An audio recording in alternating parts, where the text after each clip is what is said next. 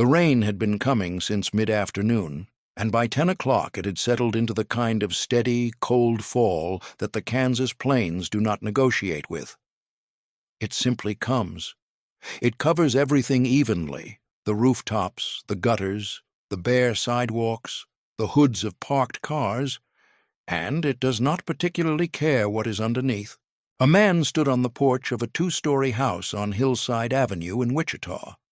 He was somewhere past 50, though the rain and the hour made him look older still. His overcoat had soaked through at the shoulders and along the front. His hat had lost its shape entirely, the brim turned soft and dark. He held it anyway, down at his side, the way a man holds something out of habit when he has nothing else to hold. He had been standing there for perhaps 2 minutes before he knocked, long enough that a neighbor, glancing out from across the street, might have wondered what the man was waiting for. He was not waiting for anything. He was simply finishing something privately. Some argument he had been having with himself since he left Harlan that afternoon, or perhaps since long before that.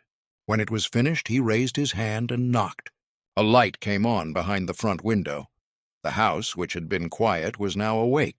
A pause, the sound of a latch. The door opened. A woman stood in the frame.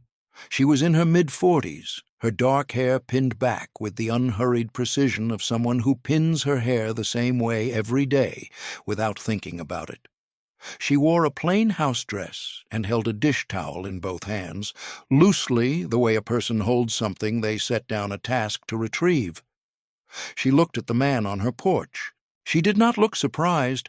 She had perhaps been waiting for this night for some time, not eagerly, not dreading it, but simply aware that it would probably come eventually, the way you are aware that the furnace will need attention before the first hard freeze. She looked at him steadily and did not speak. The man on the porch said her name. That is the end of this story. But to understand what it meant, why that man was standing in the rain with his hat in his hand and nothing left of his pride except the fact that he had made the drive at all, you have to go back. 10 years back, to a hardware store on Main Street in Harlan, Kansas, and to a marriage that ended not with a fight, but with a pen set down on a glass counter and a door closing quietly behind a woman who had finally understood something clearly. Before we get deeper into this story, let me know in the comments where you're watching from. I'd love to hear from you, and if you're new here, click on the subscribe button so you never miss any of my upcoming videos. Because this story, it is one you are going to want to sit with for a while. Let me take you back. Thomas Hale's father had opened the hardware store in 1921 when Thomas was 12 years old. Thomas could remember the morning they moved the stock in from the rented warehouse on the edge of town. Carton after carton of nails and hinges and pipe fittings and wire, the wooden floors bare and smelling of fresh varnish, the lettering on the front windows still wet in the October air.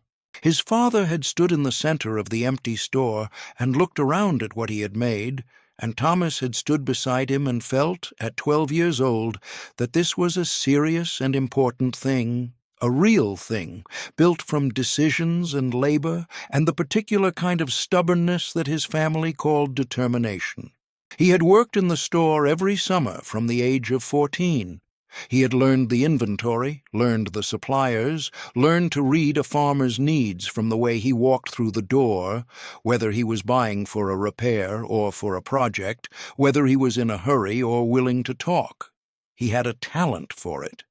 Not a flamboyant talent, not the kind that gets noticed in school or written about in the county paper, but the solid, useful kind that keeps a place running smoothly and earns the quiet respect of people who depend on it.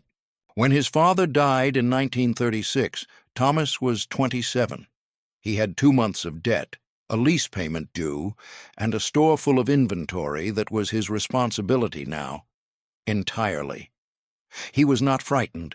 He was, in a way that he would not have been able to articulate, but that was nonetheless real, ready.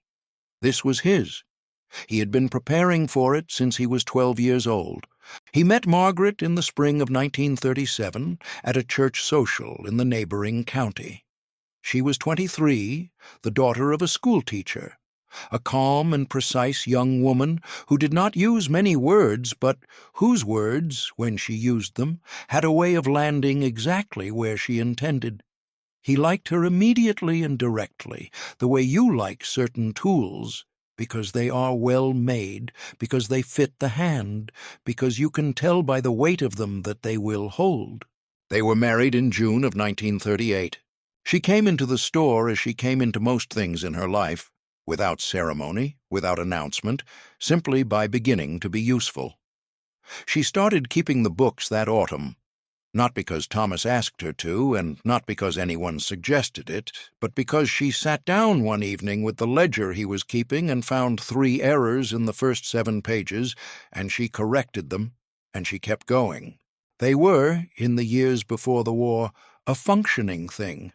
Not a loudly happy marriage, not the kind that makes other people feel warm when they see it, but a quiet and practical partnership that both of them, in their own ways, believed in. Thomas ran the front of the store, Margaret ran the numbers. Between them they knew what the store needed and they provided it, and the store rewarded them with modest but sufficient returns through 1939 and 1940. The war changed the arithmetic of everything. Thomas did not go. A perforated eardrum from a childhood accident had taken him off the consideration list before the question was formally asked, and he spent the war years in Harlan watching other men's wives paste blue stars in their windows. He opened the store at 8 o'clock and closed it at 5:30, 6 days a week, and tried to hold on to accounts that were slowly migrating toward the larger suppliers who could maintain stock under wartime rationing constraints. He did not speak about not going. In a town where every family had a son or a husband or a brother in the Pacific or in Europe, there was nothing to say about staying home that would not sound like either an apology or a complaint, and Thomas Hale did not deal in either. He was a man who believed, without examining the belief particularly closely, that what happened on his own property and in his own business was his affair, and that the opinions of others, even the quiet, sidelong opinions of men at the diner or at the feed store, were none of his concern. That belief had served him, more or less, during ordinary times. Under pressure, it became something else. By 1945, the store carried debt on 2 fronts: a bank loan that had been renegotiated twice, and a running balance with his 2 main Wichita suppliers, men Thomas had dealt with for years who were patient, but not indefinitely so. The debt was not ruinous. It was manageable, provided that the store's revenue held and that someone was watching it carefully. Margaret was watching it carefully. She had the numbers. She always had the numbers. Thomas had the pride. And in 1947, those 2 things arrived at the same intersection from opposite directions, and something had to give. There are men who become resentful because they are malicious. Thomas Hale was not that kind of man. He became resentful the way a good field becomes hard in a drought, not because anything in its nature changed, but because the conditions pressed on it long enough that the surface closed over and stopped letting things through.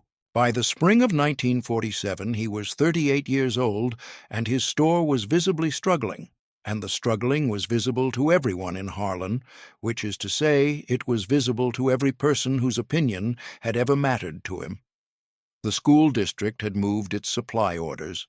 A farming cooperative that had been a reliable account for 9 years had switched to a wholesaler in Wichita that could offer lower pricing on bulk orders. The shelves had gaps where there should have been stock. Thomas looked at those gaps every morning when he opened the store and every evening when he pulled down the front shade, and they looked back at him like a quiet indictment. Margaret had been working on a plan for several weeks. She had been drafting figures in her black composition notebook at the kitchen table, writing letters to a bookkeeping program in Wichita, tracking what she knew about the residential construction starting on the east end of town. A developer from Hutchinson had broken ground on 16 new homes, and those 16 homes would need hardware: nails, pipe, window fittings, doorknobs, hinges, paint. It was not a fortune, but it was enough if they moved quickly and made the right offer to the contractor. She brought it to Thomas on a Tuesday evening in April. She set the notebook on the kitchen table between them and walked him through the figures with the same steady patience she brought to everything she did well. The numbers were right. She had checked them twice and checked them again. Thomas sat across from her with his arms folded and his jaw set in the particular way it set when he believed someone was trying to manage him. He listened to all of it. He did not say the numbers were wrong.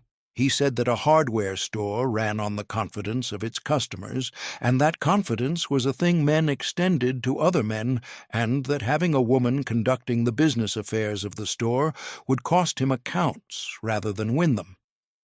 He said it without heat, as though it were simply a factual observation, the kind you might make about weather or road conditions.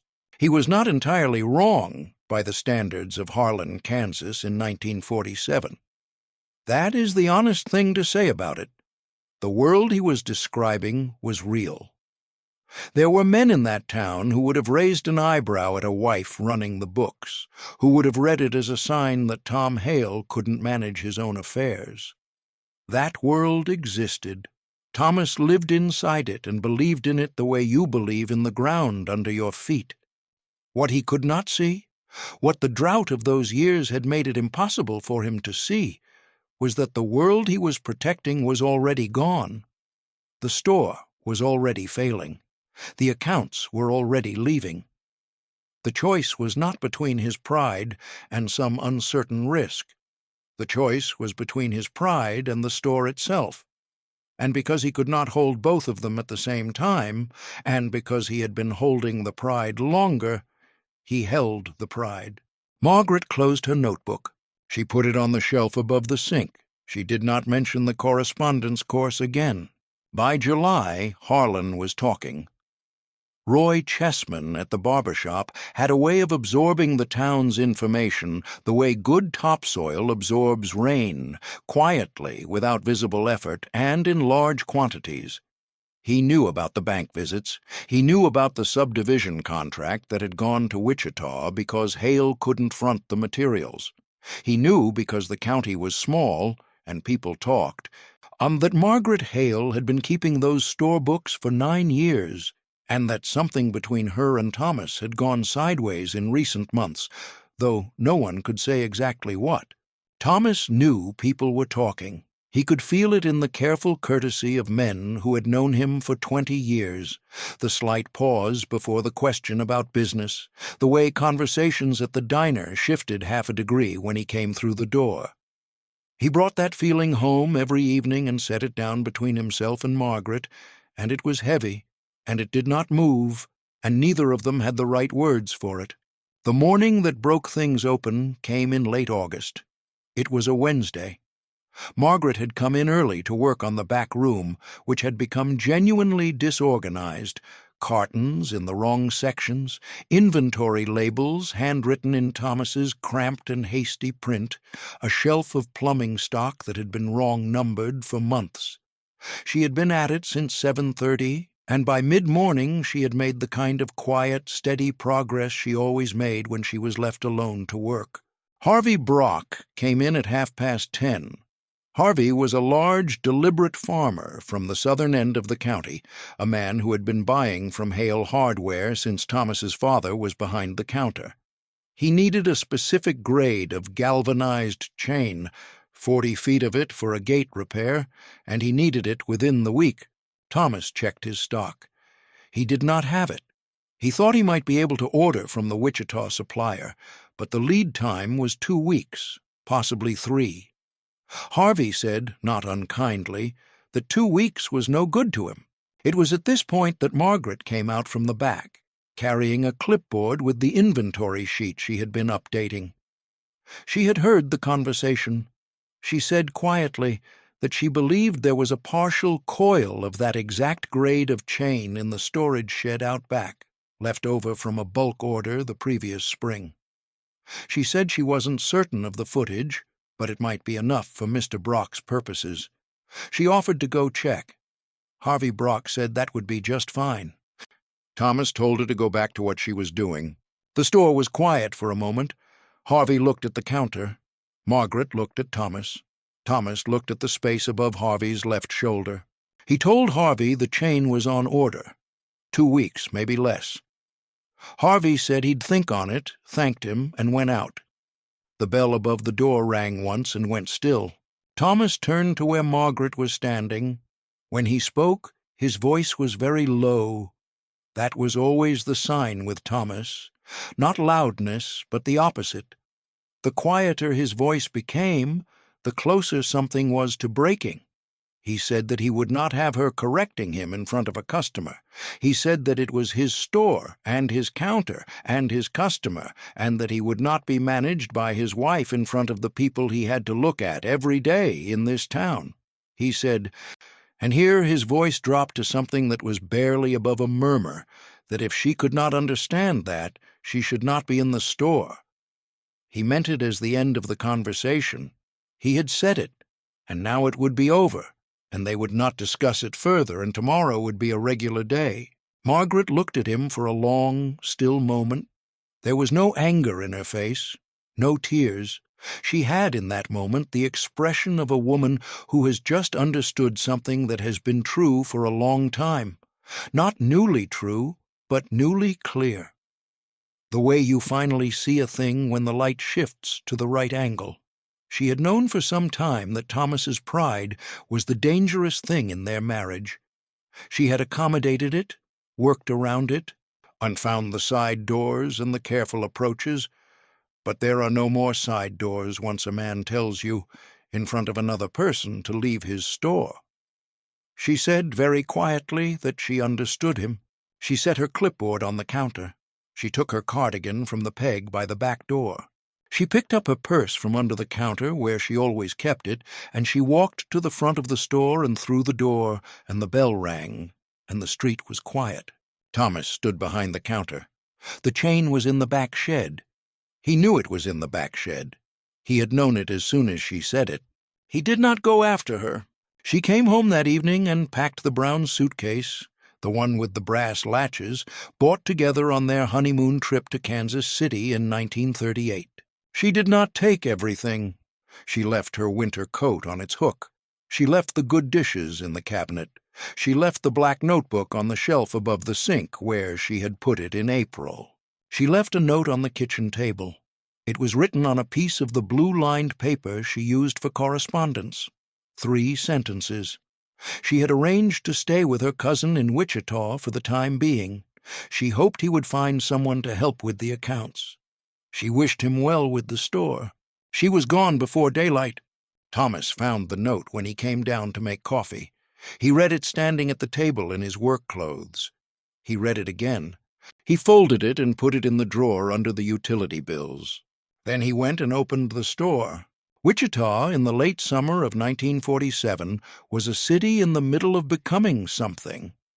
The aircraft plants that had run around the clock during the war were retooling for civilian production. New neighborhoods were going up on the south and east sides.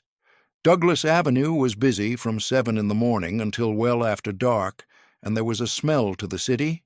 Oil and river air and fresh concrete and the particular metallic warmth of factories running. That was entirely unlike the wide grass and dust smell of Harlan. Margaret's cousin Irene lived on the east side, in a rented house that was too small and too full, but offered a room and a fair heart.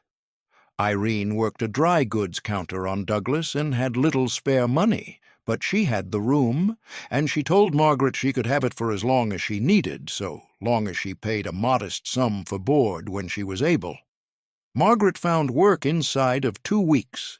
The Midwest Textile Finishing Company on North Hydraulic Avenue processed and finished woven fabric for commercial buyers, department stores, uniform suppliers, hospitals. The work was physical and loud and smelled of sizing chemicals and machine oil. Margaret stood at a wide inspection table for 8 hours a day and checked bolts of finished cloth for defects. Her feet ached, her hands went red and rough from the work. She came home in the evenings to Irene's kitchen, where supper was usually on the table, and Duke the Terrier was usually underfoot, and she ate and thanked Irene and went up to her room. The room was small. It had a window that looked out onto the alley, and a dresser with a mirror that was slightly warped, so that your reflection looked like it was standing in a wind. There was a table beside the bed where Margaret kept her things: her composition book, her pen, a cup she used for water, a photograph of her parents that she had brought in the brown suitcase. In the evenings she did not sit and feel sorry for herself. She was not built for that, or perhaps she had decided she was not built for it, which amounts to the same thing. She had written to the correspondence bookkeeping program before she left Harlan, before the August morning in the store, even before Thomas's refusal in April, because she had understood for some time that the plan she was building might have to serve her alone as easily as it served the two of them. The enrollment packet arrived at Irene's house in September. $12 for the full program, payable in advance. Margaret paid it from the money she had saved over 9 years of Friday evening ledgers. The coursework came in packets every 2 weeks: foundational ledger principles, accounts payable and receivable, payroll systems, commercial law as it applied to small business accounts. She worked through each one at the small table in her room after supper, the lamp pulled close, the window dark beside her, the sounds of the city coming in from below. A truck on the avenue, a radio from the next house, the occasional distant whistle of a rail yard shift change. She was not always certain of what she was doing.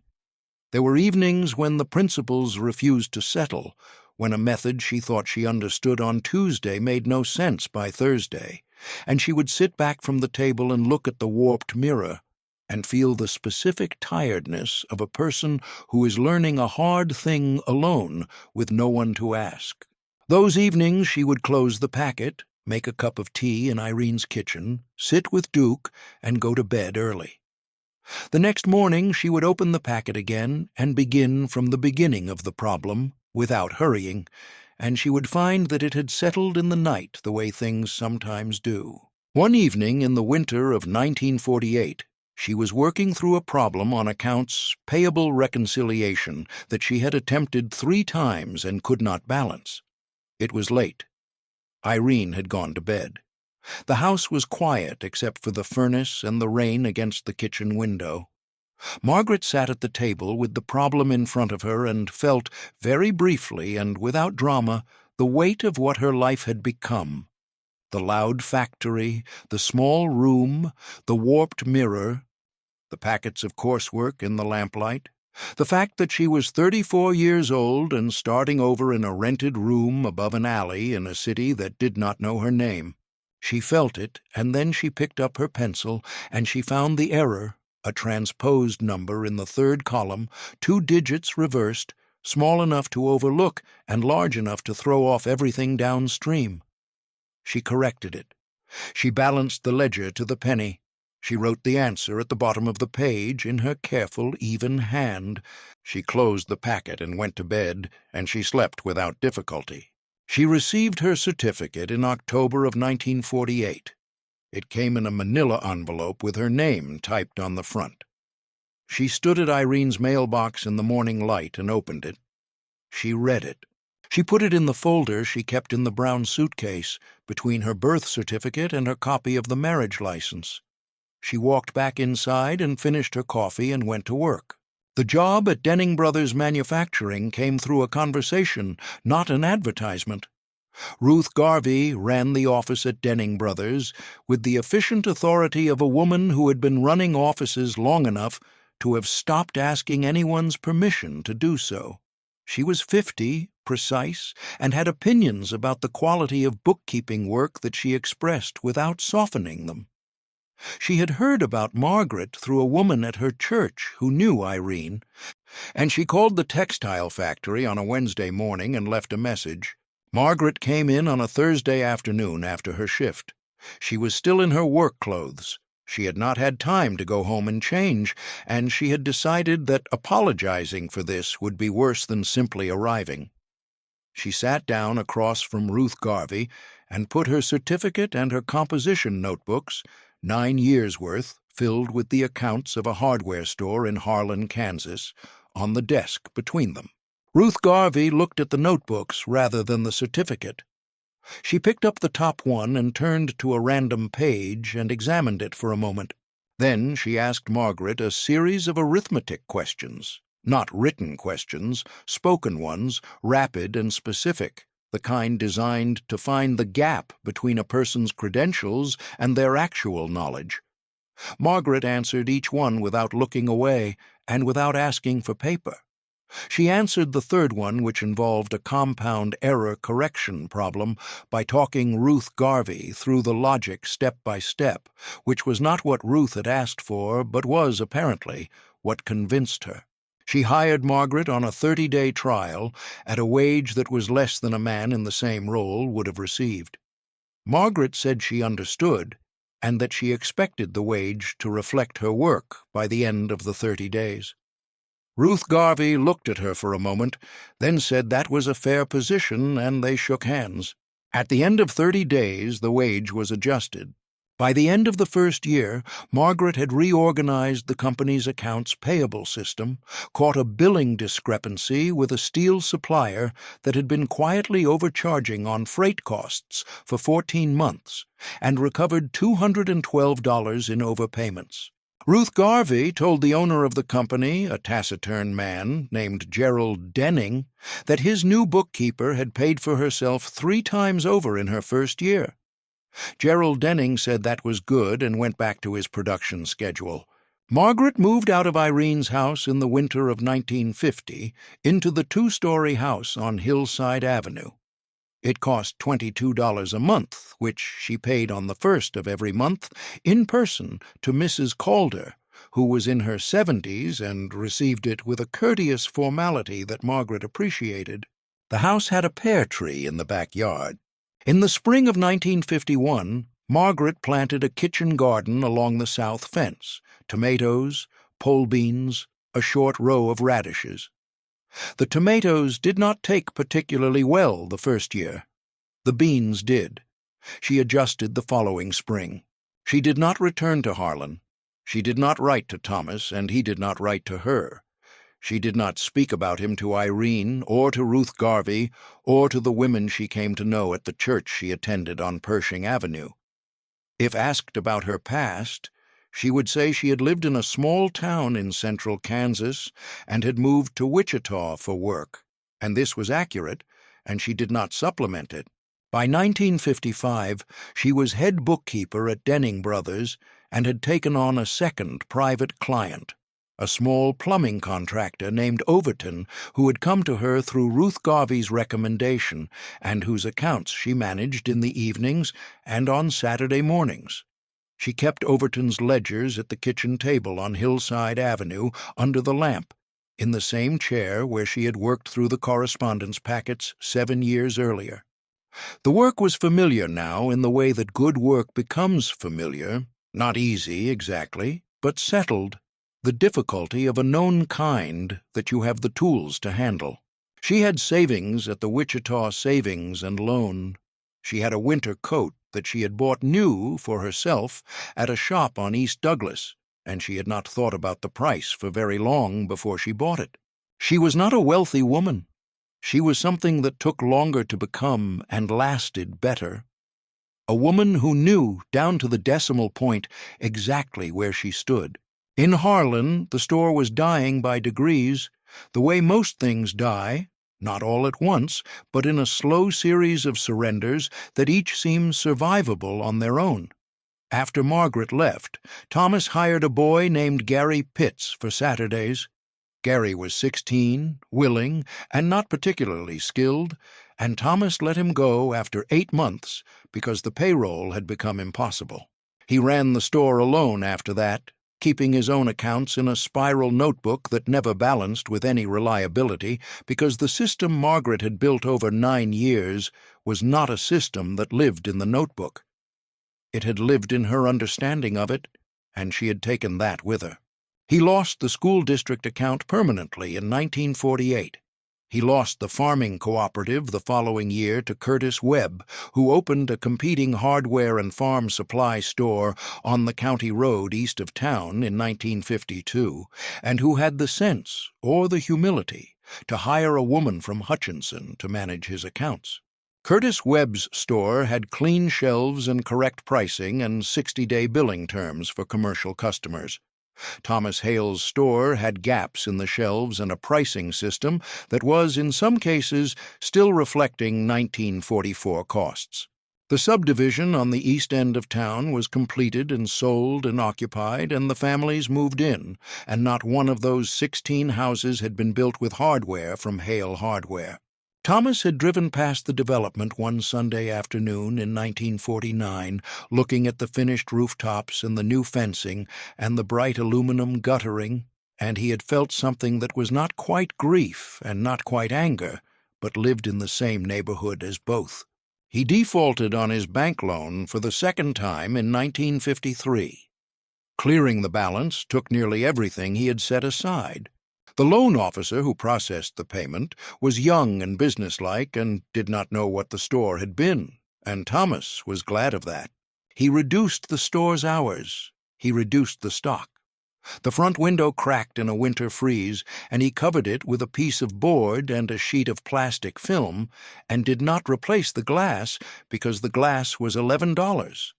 The awning lost a corner in a spring gust and hung at a slight angle for 2 years. He had loyal customers, the old kind, men in their 60s and 70s who had been coming to Hale Hardware since Thomas's father was behind the counter, and who continued to come partly out of loyalty and partly out of the stubbornness of old men who have been buying their nails from one place for 30 years and see no reason to change. Thomas was grateful for them in a way he could not express. He was courteous to them in a way that came from somewhere genuine. But they were not enough. He closed the store in February of 1956 without announcement. He simply did not open one Monday morning and then the next, and the people of Harlan absorbed this fact the way small towns absorb certain kinds of painful news, quietly, without making it worse by talking about it too much. He did odd work after that. Fence repairs, painting, the kind of labor that a man with a working knowledge of tools can always find in a farming town if he is willing to show up on time and do it correctly. He was willing. He had, in the years since Margaret left, become a quieter man in most respects, less defended, less certain of things. The quality of his work, stripped of any audience that needed impressing, was actually quite good. He lived alone in the house behind the empty store. He cooked for himself, which he did without particular skill but without complaint.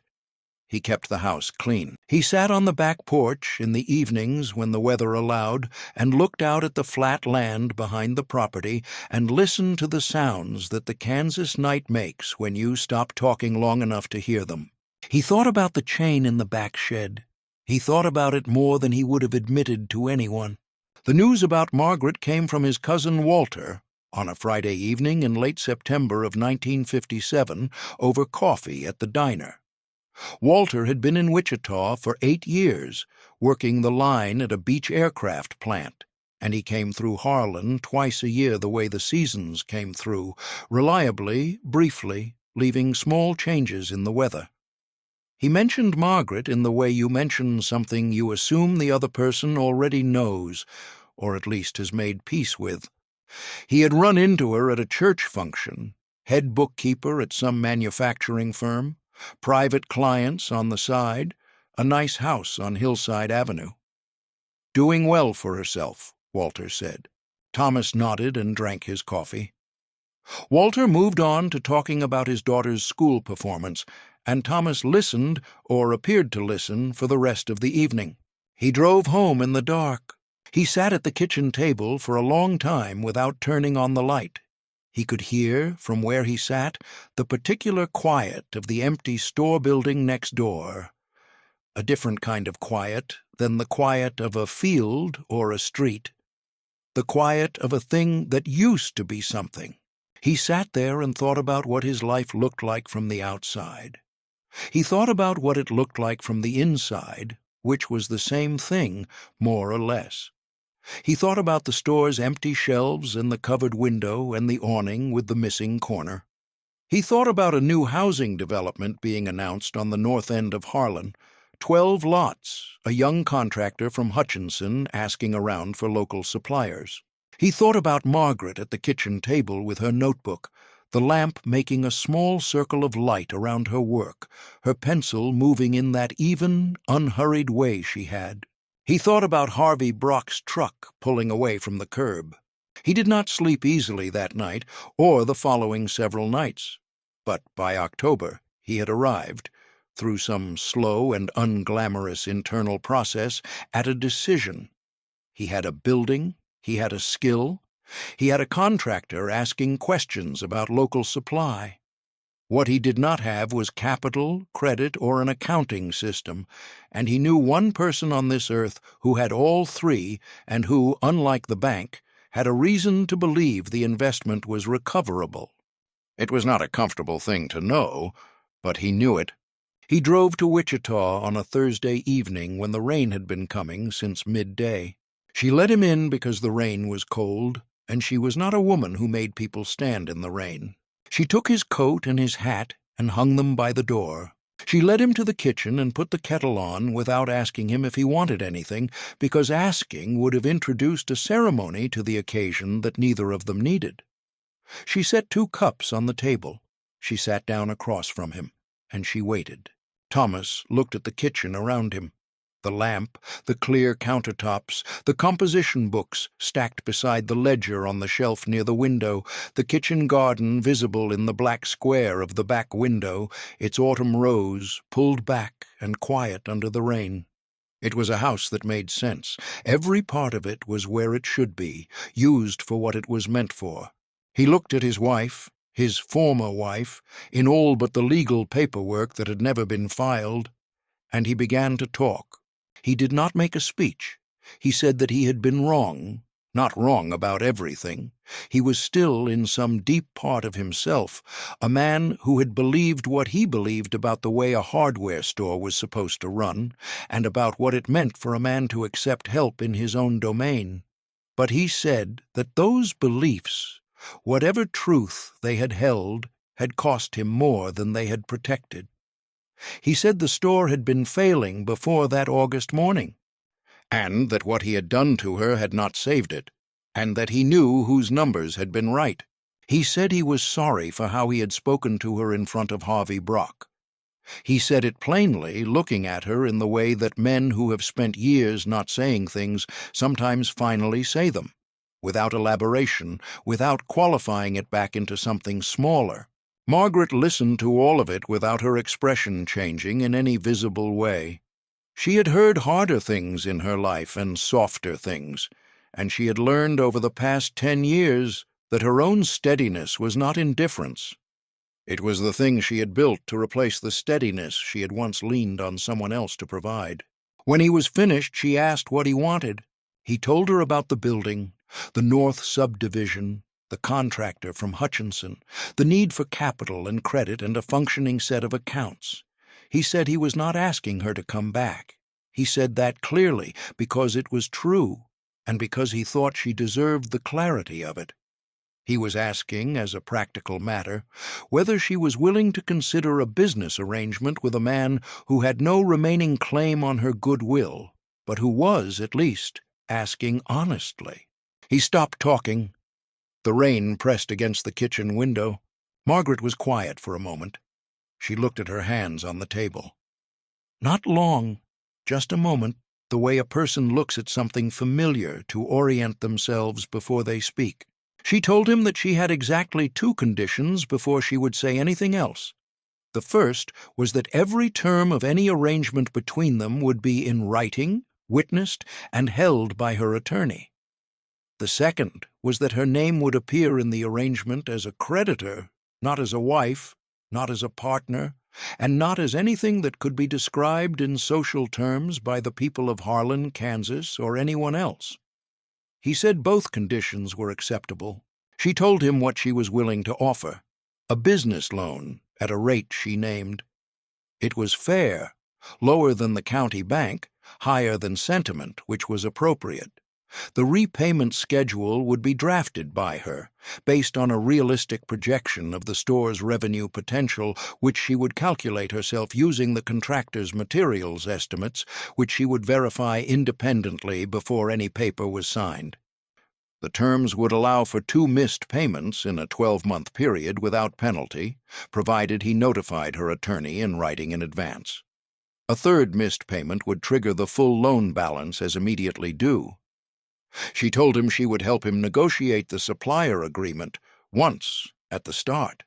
After that, the supplier relationship was his to maintain. She told him she would not be in Harlan. She would not be behind his counter.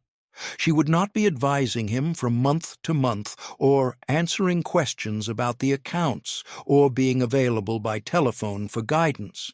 She had a position and private clients and a house with a pear tree in the yard, and she had built all of it one careful year at a time, and it was hers, and she intended to keep it. She said all of this without particular coldness.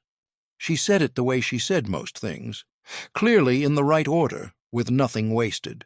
Thomas sat with it for a long moment. Outside, the rain fell on Hillside Avenue with the same steady indifference it brought to every street in Wichita that night, and every field between Wichita and Harlan, and every cracked back window of every empty building on every main street in central Kansas. He said her terms were fair. She told him she would have the documents ready in 2 weeks, and that he should have an attorney in Hutchinson review them before he signed. He said he didn't have an attorney. She gave him a name and a phone number, which she wrote on a piece of the blue-lined paper she used for correspondence. The same kind of paper the 3-sentence note had been written on 10 years earlier. He took it, he folded it and put it in his shirt pocket. She refilled his coffee once. When the things that needed to be said had been said and the cup was empty, she brought his coat and hat from beside the door. He put his hat on and stood in the doorway for a moment. He looked at her the way a man looks at something he understands, finally, as it actually is, not as he needed it to be, not as he remembered it, but as it actually is, standing in its own light, on its own terms. He said thank you. She said good night, and she said it without cruelty and without warmth, with the steady, plain civility of a woman who has earned the right to decide exactly how much of herself she offers, and has decided. The door closed. His footsteps went down the porch steps and along the wet front path to the curb.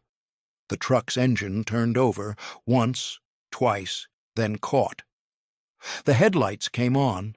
The truck moved off down Hillside Avenue, past the pear tree, past the dark yards of the neighbors and around the corner, and then it was gone. The house on Hillside Avenue was quiet again. Margaret stood at the sink and finished washing the 2 coffee cups.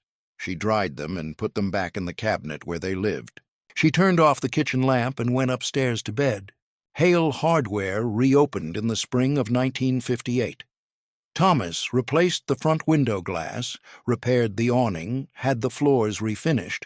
He restocked methodically, working from the supplier agreement Margaret had negotiated. 60-day net terms, minimum monthly order, a pricing structure that allowed him to compete with Curtis Webb on the residential construction materials that were now his primary market. He won the North Subdivision contract in March. He hired a part-time man on Tuesdays and Thursdays. The town noticed. Harlan was a small enough place that a clean window and a full shelf were events, and people registered them the way people in small towns register all meaningful changes, without much comment, but completely. Roy Chessman said to several customers, in the measured way he said things, that Tom Hale seemed to have gotten himself organized. People agreed. They noticed, too, that Margaret did not come back. The woman who had kept those books for 9 years, who had caught the supplier errors and reorganized the back room and set down her pen one Wednesday morning and walked out, was not behind the counter. She was not anywhere in the picture. Thomas ran the store himself, and he ran it with a seriousness and a humility that were new in him, or rather that had always been present but had been covered for a long time by something that no longer served him. Twice a year, in March and September, a check arrived at Gordon Price's office on East First Street in Wichita, made out to Margaret Hale and accompanied by the accounting summary specified in the loan terms. The checks came on time. They were always correct. The loan was repaid in full in the autumn of 1963. On Hillside Avenue, the pear tree was a good producer in the years that followed. Margaret learned to put up the fruit in jars, a skill she had not previously needed but acquired with the same patient method she brought to everything she decided to learn. She kept a row of the jars on the kitchen shelf, labeled in her careful hand. They lasted through the winter, which was the point. She did not hear from Thomas after the loan was closed. She did not expect to. The arrangement had been an arrangement, and it had concluded, and both of them understood what that meant. Some things are not forgiven, not because the person who was wronged is ungenerous, but because forgiveness is not the right word for what actually happens between people who have lived through something real and come out the other side of it separately. What actually happens is more quiet than forgiveness. It is a kind of accounting, not vindictive, not nostalgic, simply accurate. You know what happened. You know what it cost. You know what you have now and what you built from the wreckage. And you know that the building was your own work and belongs to no one but you. What Thomas Hale had, in the end, was a working store and a clear debt of record, paid in full. What Margaret Hale had was a house with a pear tree, a position she had earned, and the particular, unassailable quiet of a woman who had been told once to go, and had gone so far and so well that no one who knew her in Wichita could have imagined what she had left behind. She had carried almost nothing when she left. She had built almost everything where she arrived. That is not a small thing. That is, in the end, the whole thing,